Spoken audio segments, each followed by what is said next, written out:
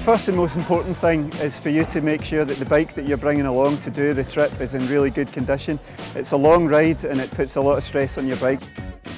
Great thing to do would be to take your bike along to a bike shop, tell them what you're planning to do, tell them the length of the ride, tell them the type of terrain you're going to be riding on, and just ask their advice on what they think your bike is like for the terrain. Get it serviced, see if you can get them to check over the bike, make sure all the parts are in good working order, nothing's going to break on the event. Make sure you get out for a few test rides on the bike on similar terrain. We've got forest tracks, we've got narrow single track, we've got wide Land Rover tracks, we've got canal towpaths. Just get out, make sure your bike's tested on these terrains and get a feel for what it's like to ride your bike there yourself. Okay, so that's you, you're ready to go, you've done all your training, your bike's in good order, you're at the start line ready to go. Pulled your bike out of the car and put it together in the car park, so it's worthwhile just going through a few checks just to make sure that the bike's safe and sound and ready to go. The first thing you can do is the drop test. Basically all this involves is picking the bike up and dropping it, just like that. Now there's something a bit funny there, there's a bit of a clanking, bit of a noise, I'm not sure what that is. So Rob's just going to have a look. And his quick release isn't done up there, so that's a bit of a problem. So he's going to get that quick release done up. There we go, that's sounding better now. So the drop test, that's a good first early warning to any problems on the bike. The next thing you can do is the M check.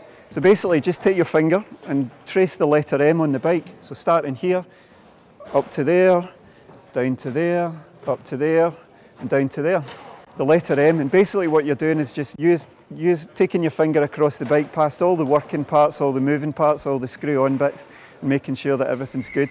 So you're just going here, checking that's tight, checking the brakes, going up here, checking the handlebars, checking everything's tight, give everything a push and a pull, make sure it's good. Down to here, pedals, everything turning okay, all good. Up to here, check the saddle. Then down to here, check everything's good. So yeah, M check, that gives you a good way to just make sure you've covered the whole bike. Make sure your tyres are good. You've got to check that there's no cuts, no worn bits in the tyre, check the tread, no tread showing through, and really pump them up hard. Take advice from a bike shop maybe on this. Your tyres have to be really hard. Pump them up hard, and when you think they're hard, pump them up harder. Next thing you want to do is check your saddle height. We see lots of people out on the course with a saddle at the wrong height.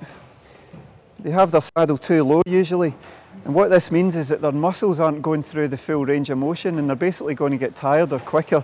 So you really want to get your saddle set correctly. So your heel should be on the pedal there, with the pedal in the down position, and basically your leg should be dead straight. Should be no bend in the leg, it should just go straight all the way up through the knee to the hips. Then when you put your toe on the pedal, which is where it should be for pedaling, and then go into that position, you've just got a nice bend in the knee.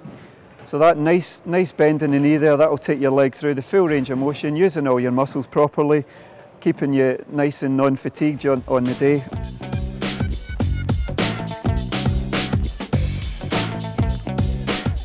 Helmets are compulsory, but there's more to it than that. Chin up. We don't want people wearing their helmets at a jaunty angle like this. Maybe wanting to keep their hair good for their relatives and friends on the finish line. You've got to have your helmet on properly. It's got to be sitting nice over the head, hitting the forehead. Basically that's the way the helmet needs to be. Done up tight, nice and snug round the chin. All the fixings and everything round the back. Just make sure everything's sitting neat on your head. The helmet's got to stay put if anything was to happen and you were to come off. So we're all ready to go. We're at the start line. The buzzer's about to go, we're about to get set off, and we're going to start pedalling. We see lots of people not in the right gear, and what they end up doing is either pedaling too slowly or pedaling too fast, usually too slowly. They don't find an easy enough gear. Nice and easy.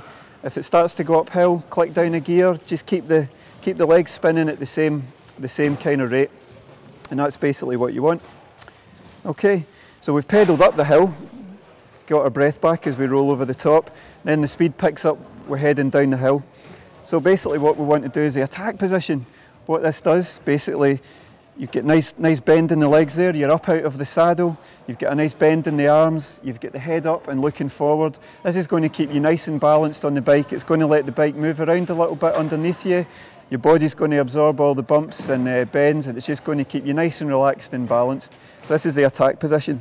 So you want to get out and practice this before the ride. You want to practice the spin in the legs, and that's it.